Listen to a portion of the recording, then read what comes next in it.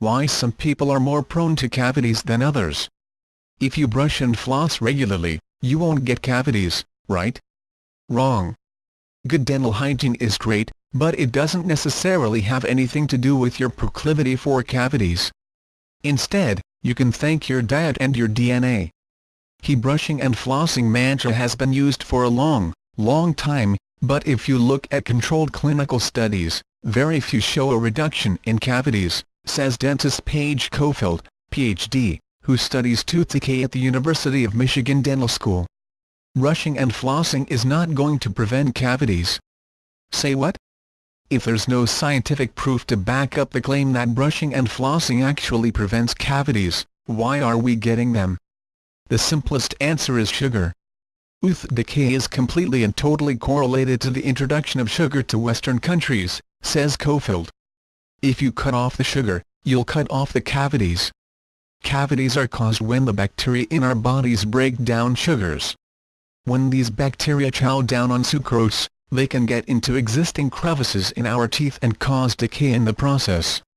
So as long as you're consuming sugar, you're leaving yourself susceptible to them. And some of us might be more likely to succumb to the nasty effects of sugar than others. Here is a genetic component that accounts for about 1/3 of cavities that's related to the shape of your teeth and the amount of saliva you have, says Cofield. Cavities are formed when two things combine: the bacterial process of fermenting the sugar and an existing hole or fissure in the tooth. Some of us tend to have crevices in the surface of our teeth that are naturally deep. And even though this is fairly normal, it makes it all more easy for bacteria to drill down and cause a cavity. If you learn that this is the case for you, Cofield recommends looking into sealants, a simple procedure where a dentist will seal off those deep crevices in your teeth to prevent bacteria and sugar from getting in there. And even though there's no scientific proof that brushing your teeth right after snacking on something sweet will keep the cavities away, it can hurt.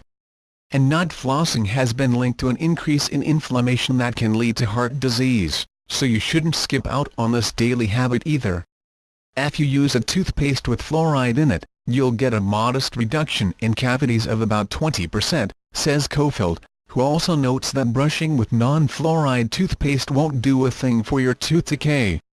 So if you can't skip the sugar, keep a pocket-sized tube of fluoride toothpaste within reach for a post-bite brushing.